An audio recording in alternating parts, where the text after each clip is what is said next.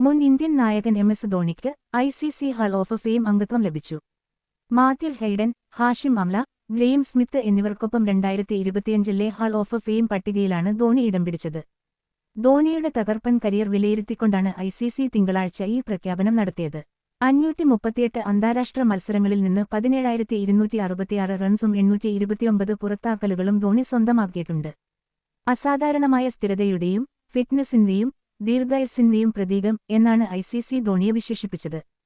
Indian ക്രിക്കറ്റിന് ധോണി നൽകിയ സംഭാവനകൾക്ക് അതിരുകളില്ല. ഈ അംഗീകാരത്തോട് പ്രതികരിച്ച ധോണി ഇങ്ങനെ പറഞ്ഞു: തലമുറകളിലുടനീളമുള്ള ലോകമെമ്പാടുമുള്ള ക്രിക്കറ്റ് താരങ്ങളുടെ സംഭാവനകളെ അംഗീകരിക്കുന്ന ഐ.സി.സി. ഹാൾ ഓഫ് ഫെയിമിൽ ഇടം നേടാൻ കഴിഞ്ഞത് ഒരു വലിയ ബഹുമതിയാണ്. എക്കാലത്തെയും മികച്ച താരങ്ങൾക്കൊപ്പം എന്റെ പേരും ഓർമ്മിക്കപ്പെടുന്നത് സന്തോഷകരമായ കാര്യമാണ്.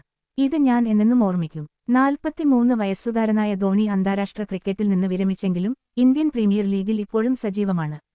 26 വയസ്സുകാരനായ ധോണിയുടെ നേതൃത്വത്തിൽ യുവ ഇന്ത്യൻ ടീം 2007-ലെ T20 ലോകകപ്പ് നേടി ലോകത്തെ ഞെട്ടിച്ചുകൊണ്ട്.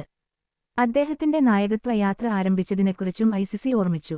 അദ്ദേഹത്തിന്റെ നായകത്വത്തിൽ ഇന്ത്യ 2011 ഏകദിന ലോകകപ്പ്, 2013 ചാമ്പ്യൻസ് ട്രോഫി എന്നിവ നേടുകയും ടെസ്റ്റ് റാങ്കിങ്ങിൽ 1-ാം സ്ഥാനത്തെത്തുകയും ചെയ്തു.